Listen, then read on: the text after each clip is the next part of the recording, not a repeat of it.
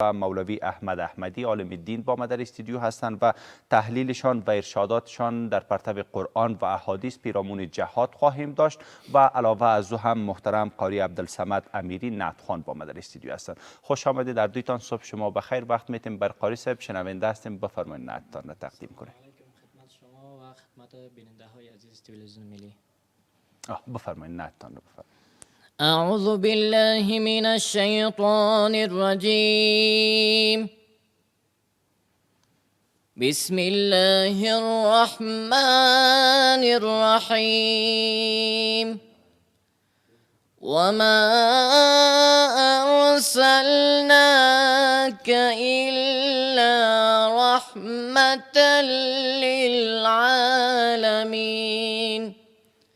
آمنت بالله صدق الله المولان العظيم. از مرگ مشو غافل، این چرخ زمان آخر بیرون کند از جسمت این روح و روان آخر. از مرگ مشو غافل، این چرخ زمان آخر بیرون کند از جسمت این روح و روان آخر. از تخت پر از نعمت ناگاه پذیرفتی، بیگانه شود از تو این نام و نشان آخر.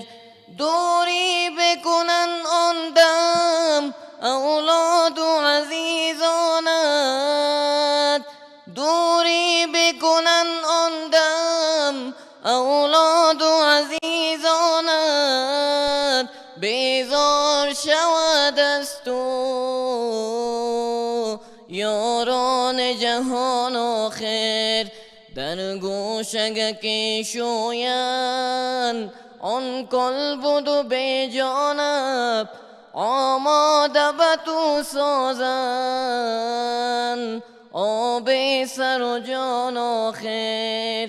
گر باز به تو آرند از بحر کفن کردن، تا بر تو بپوشانند آن را به گمان آخر.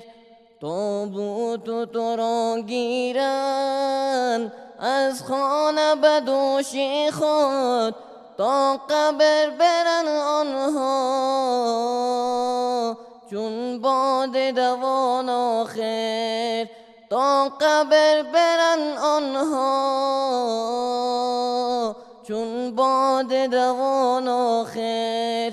از مرگ مشو غافل، این چرخ زمان آخر بیرون کند از جسمت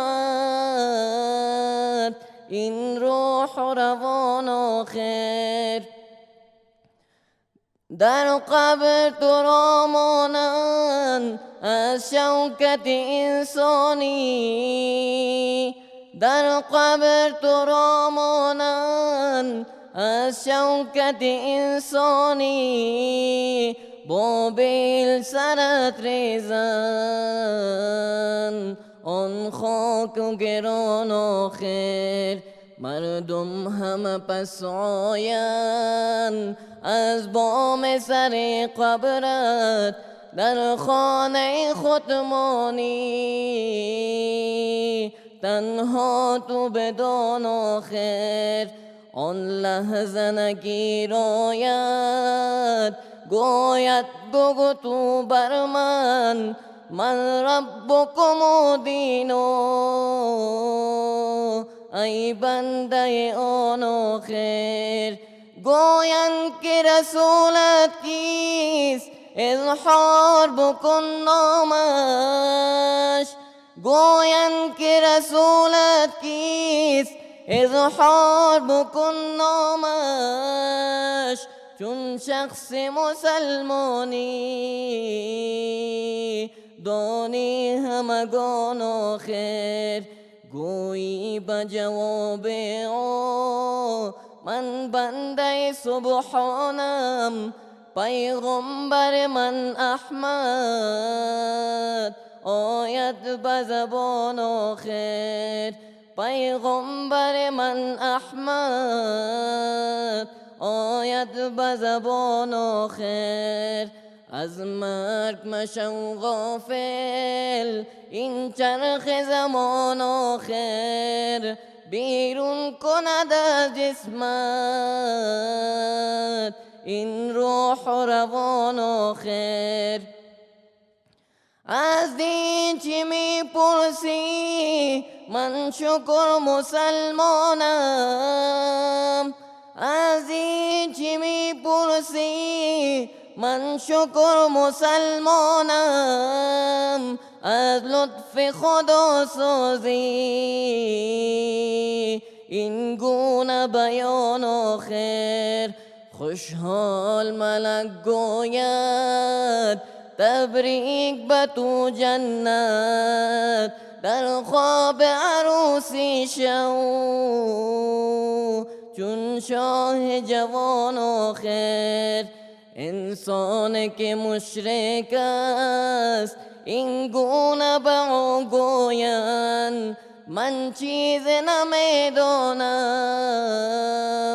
از سود و زیان آخر از خشم ملک گوید ای بیدین نامذهب زایی به کجا کردی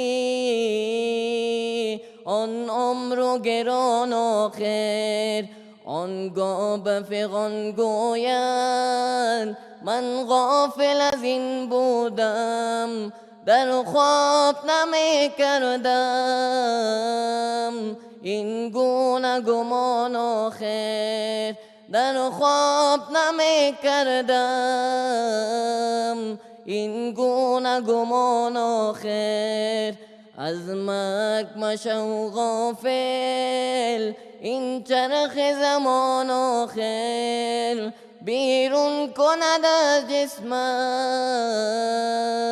این روح و روان آخر از قهر ملک گوید ای ظالم نالایق از قهر ملک گوید ای ظالم نالایق دوزخ بود آماده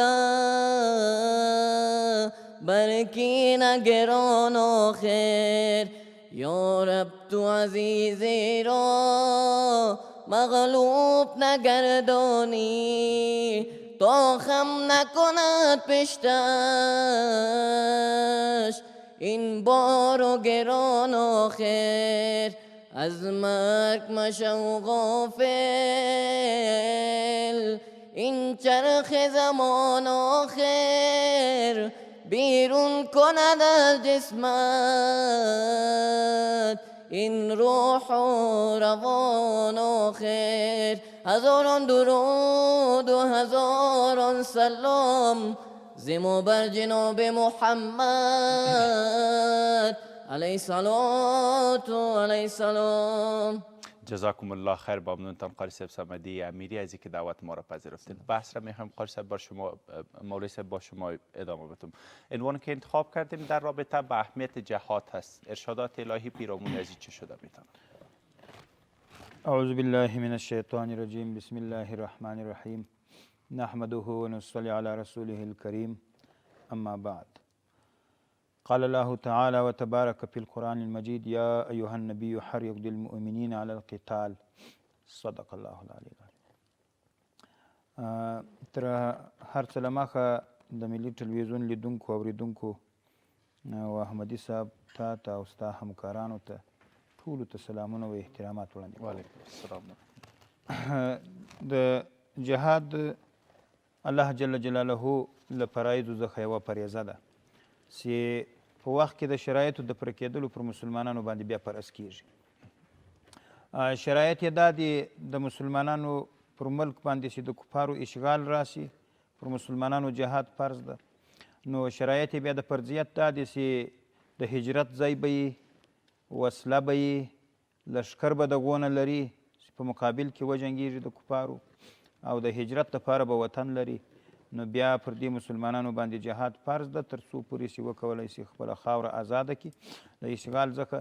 نو الله پاک خپل نبي ته چې کله مدینې منورې ته د الله رسول هجرت وکړي، الله ورته ویل یا ایها النبي حرض المؤمنین علی القتال، ای نبی اوس دې مسلمانان پر جنګ باندې ور اوچت که و جنګ ته یې اماده که.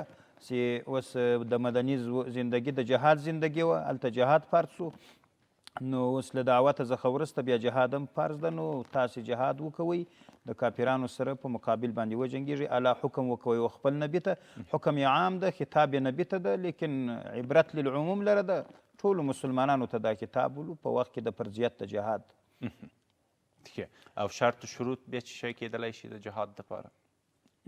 د جهاد د فرضیت شروط، د فرضیت شروط یې 3 شرایط ولو. مخکې چې ما وویل چې مال یو به لښکر لري او بل به وسله لري، بل به د هجرت ځای لري. نو بس پر دې باندې بیا کله چې د مسلمانانو خاوره و ملک اشغال سو، دغه 3 شرایط چې برابر یي، اگر که لږ وسله یې پروا نه کوي، اگر که لږ لښکر یې پروا نه کوي، خو چې فقط وي بیا جهاد فرض ده.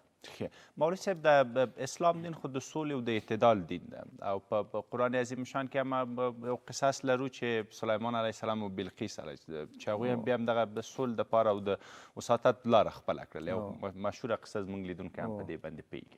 نو ولې بیا مولوی صاحب فلسفه او حکمت په دې کې څه شی چې جهاد فریضه باید په دې دنیا کې هم واوسیږي او جهاد تر قیامت ورځ پورې باقي پاتې شي؟ په جهاد کې اصل کې حکمت دا ده، ځکه چې د الله رسول وایي چې کفارو ته یې وړاندیز وکوئ د اسلام د راوړلو، که یې چیرې منع وکوله بیا وړاندیز وکوئ د جزیې د قبلولو، که یې چیرې منع وکوله بیا ورسره په 3م قدم کې جنګ وکوئ. په جهاد کې اصل کې حکمت دا ده چې الله جل جلاله نفاق او مسلمانان په جهاد باندې سره جلا کوي. کله چې جهاد فرض سي بیا مسلمانانو په مابین کې چې کوم مخلص مسلمانان وي دا را جلا کیږي یو. او بل حکمت خدای پاک په قرآن کې یو څو حکمتونه بیان کړي دي په هغه آیات شریف کې چې تلک الایام نداولها بین الناس. الله پاک وایي زه دا ورځې اړوم د خلکو ترمنځ، خو په دې کې حکمتونه لرم. یو حکمت مې دا ده چې مسلمانان جهاد ته آمده سي، په دې باندې د کافرانو تسلط پر مسلمانانو باندې د دې دپاره مسلمانان له ګناه څخه پاکوم. ځکه چې او بل د دې دپاره مسلمانان کې خبیث او طیب جلا کوم، ځکه چې قرآن بل ځای هم په دې ناطق ده وما كان الله ليذر المؤمنين على ما انتم عليه حتى يميز الخبيث من الطيب. الله پاک وایي مؤمن په دنیا کې پر خپل حالت باندې نه هیله کوم، ته ځکه چې پر خپل حالت باندې چې مسلمانان پرېږدي تر یو وخته، په دې مسلمانانو کې داسې مسلمانان پیدا کېږي چې هغه خبیث مسلمانان وي او طیب بیا دوی په خپل منځ کې علم نه سره لري چې ته سم یې که نه یې سم نه سره پېژني. الله وایي زه په دې جهاد باندې سره پېژنم چې کله جهاد فرض کړم خبیث جهاد نه کوي، طیب بیا جهاد کوي، یعنې صفا مؤمنان. دا د الله حکمت ده. او بل حکمت یې دا ده وایي کافران په تاسې باندې هلاکوم، کافران په تاسې باندې ختموم. الله پاک وایي ستاسې په لاسونو باندې و کفارو ته عذاب ورکوم. بل حکمت مې دا ده چې جهاد فرض کوم. او بل حکمت مې دا ده چې تاسو ته عزت په شهادت باندې درکوم. کله چې د کفارو لخوا ځکه څوک شهیدان سو وویستل سلو، هغه ته زه عزت په شهادت، ځکه شهادت یو لوړه مرتبه و مقام و منقبت او لوړ منقبت لري. نو الله پاک وایي چې دا ستاسې دپاره په شهادت باندې زه عزت درکوم، ځکه هغه ډېر لوی کرامت ته چې تا ته در نصیب مولوي صاحب موږ د علماو نه اورېدلي که چیرې یو څوک د جهاد نیت وکړي او هغه دغه توپک واخلي او په اوږه باندې کې ووایي چې زه دې توپک سره ډېر ښه ښکارم، بیا هم د هغې جهاد کې نواقص پیدا شو. عرض یې کوم چې شاید د افغانستان د مجاهدین نه چې دوی دغه جهاد ترسره بلې د الله رسول په بخاري شریفه کې یو صحیح حدیث راغلی ده. یو صحابي سوال وکوی د الله د رسول سره د جهاد په باره کې چې جهاد په کوم انیاتو باندې کیږي او د کوم مقاصدو دپاره کیږي. د الله رسول ته ویل الرجل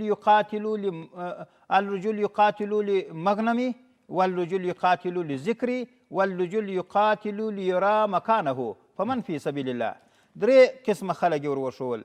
د الله رسول ته صحابې ویلي ولي یو سړی جنګ کوي دپاره د غنیمت چې وسایل پیدا کړم، غنیمت پیدا کړم. یو سړی جنګیږي دپاره د دې چې زما نوم ذکر سي په ټولنه، په معاشره، په ولسوالۍ، په ولایت، ان تر هره ځایه خلک مې یاد کړي چې دا پلانکی سړی عجب باتور سړی و. او یو سړی د دې دپاره جنګ کوي چې پلانکی پوسته و قرارګاه زه وکاږم، په هغه ځای کې به مې خلک په دلاوري او په بهادري باندې وپېژني چې دا پوسته د پلانکي سړي وکښه دی ده. په دې نامه د دې 300 اقسامو کې چې سړی جنګېږي په دې کې د الله دپاره کم یو مجاهد ده. د الله رسول ورته الرجل یقاتل لتكون کلمة الله هي العلیا فهو فی سبیل الله. اصل کې مقصد د جهاد دپاره، ځکه چې په دا اصولو کتابو کې راځي جهاد چې د هغه حسن لغیره ده، ځکه چې په خپله ښه نه ده، د بل شي دپاره ښه ده، په خپله وایي په دې ښه نه ده چې تخریب د بلادو راځي، قرباني د انفسو راځي، تخریب د اموالو راځي، ښارونه امسار قراوې نړیږي، په دې کې تکالیف پیښیږي، بمبارونه کیږي، خلکو ته زورونه، دغه یې ښه نه ده. لیکن د څه دپاره ښه ده؟ بالنظر وغیر ته چې وګورو چې اعلا د کلمت الله په راځي، د دې دپاره جهاد ښه ده. چې دین اعلا و قیام و قوام په راځي، د دې دپاره جهاد ښه ده.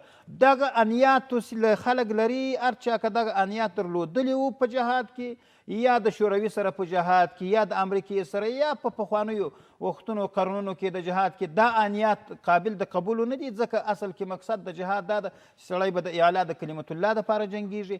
او په څنګ کې د غنایم راوړي، په څنګ کې که یو چا د ده نوم واخیستی وادي کې، خو د ده په زړه کې به خاص لله فی الله د اعلا د کلمت الله نیت وي، د هغه دپاره به جهاد کوي، جنګېږي. مولوي صاحب دغه که زموږ او ستاسې همسایه هم کافر وي، بیا هم په موږ او تاسو باندې یو حق لري. که مو استاد کافر وي او د هغوی نه علم زده کوو، بیا هم د هغې مرګ جایز نه ده. که چیرې د سفارت د طریق نه او په قانوني اصولو باندې راغلي اوسیږي، بیا هم د هغې مرګ روا نه ده. که هم المنفعه خدمات پروژو تطبیق دپاره راغلي، بیا هم د هغې مرګ روا نه ده. نو اسلام چې دومره یو اعتدال دین ده، دومره یو وسیع دین ده، حتی موږ ته اجازه نه راکوي چې یو کافر چې موږ ته فایده را رسیږي یا مسلمان ته فایده رسیږي وي هغه هم تاسې مه وژنئ.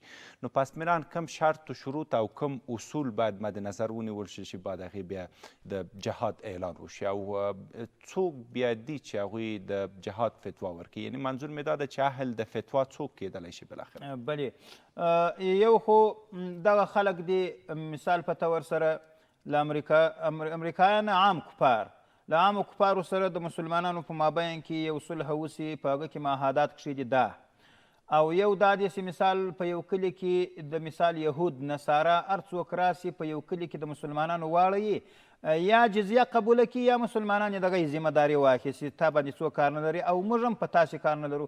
د دغو خلکو مرګونه چې دي هغه نه روا کېږي، ولو که کافر یي، د سړي په کلي کې پروت یي، اهل ذمه والا یي، د دې خلکو مرګ نه روا کېږي. او یا عامې موسسې چې دوی ورته خیریه بنسټونه وایي یا خیریه موسسې، دا ملک سړکان جوړوي، عام المنفعه ځایونه جوړوي، راغلي د حکومت په اجازه باندې، د حکومت سره په همامګي باندې، مرګ نه روا کېږي. دا پر هغه باندې شریعت اجازه نه ورکوي.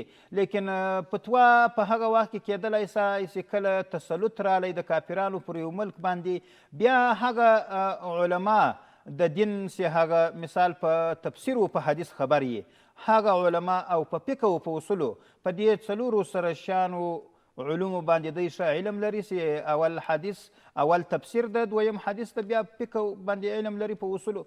دغه بیا فتوا ورکولی شي د ملک مسلمانانو ته، هغه شرایط یې ورته وړاندې کولی شي چې کله جهاد کیږي، مثال په داسې ځای کې به سړی جهاد کوي چې عام ضرر نسی پیدا، یا و خلکو ته ضرر نسی، او خلکو ته به اعلانات کوي چې کوم ځای چې کوم موږ یو حمله کوو، کمین نسو، هغه ځای کې تاسې مه اوسېږئ، له هغه ځای څخه لرې اوسېږئ، یا د کوم د قرارګاه وي د کفارو، له هغه ځای څخه تاسې یو څه لرې اوسېږئ، دلته موږ انفجارات کوو پر کافرانو باندې، اعلانونه به کوي، کوشش به کوي پر خلکو باندې چې تر څو وکولی شي هغه خپل ځان ځینې خوندي کړي او دوی هغه خپل هدف و مقصد ته په جهاد کې. مولوي صاحب د وخت هم زموږ محدود ده، نو په عنوان د آخرین سوال په سوال داسې مطرح کړم چې حضرت محمد صلی الله علیه وسلم او د هغه ممثلینو چې جهاد وکړو، د هغې جهاد د برکته بیا اسلام تر نن ورځې پورې دا د موږ او تاسو ته رارسېدلی. بالکل. د افغانستان خلکو هم 2 دورې جهاد دلته تجربه کړ په افغانستان کې، هم امارت اسلامي او د افغانستان ولس چې د شورویانو په مقابل کې ودرېدل او په ناچیزه امکاناتو باندې دوی خپل غږ پورته کړ او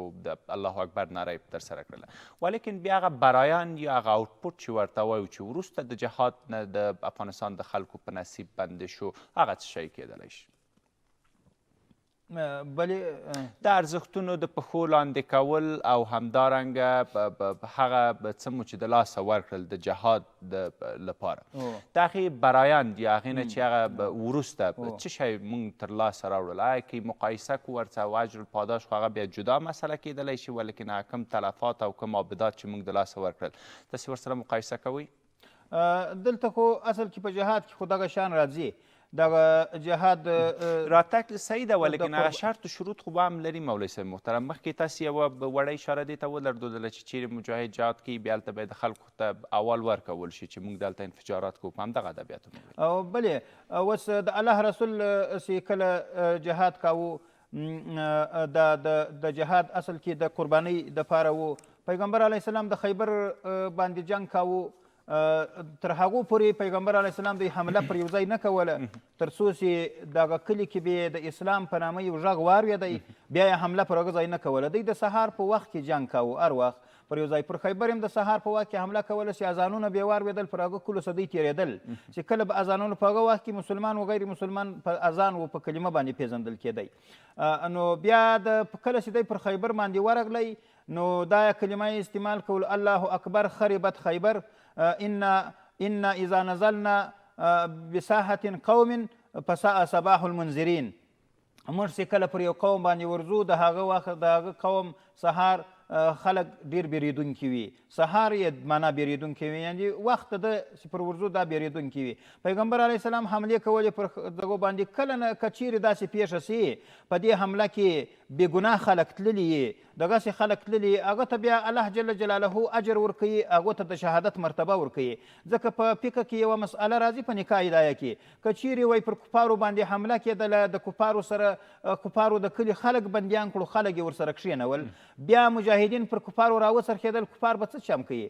آیا حمله به کوي خو دلته د خلکو تلفات راځي، او که حمله نه کوي خو دلته د جهاد هغه اهم مقصد پاتېږي، نو به څه کوي؟ وایي پر دغه خلکو د مجاهدین حمله وکوي، هغه خلک چې کلیوال د دوی به اصل کې مقصد کافر وي، د کافر قتل به وي، هغه خلک کلیوال چې په دې جګړه کې ولاړو هغو ته الله د جهاد اجر هم ورکوي، د شهادت اجر هم په هغو کې. نو کوم خلک چې په دې ضمن کې تللي دي هغو ته الله د جهاد و د شهادت د دواړو اجر ورکوي چې په ضمن کې د جهاد عام مسلمانان قتل شوي دي. تشکر مولوی صاحب محترم از اینکه بحث کردن.